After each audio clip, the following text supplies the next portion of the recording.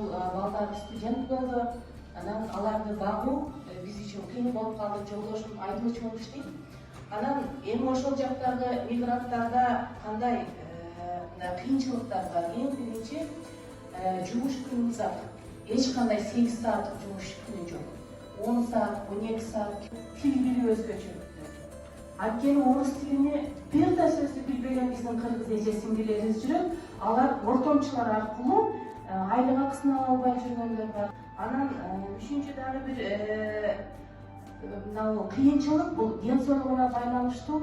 Жанагыдай ОМС, ДМС жөнүндө түшүнүгү жок эжелер баары баягы жеке сектор, частный клиникаларга кайрылып жүрдүк да. Себеби ал частный клиникаларда баары мындай акчаң болсо кабыл ала бер дейт.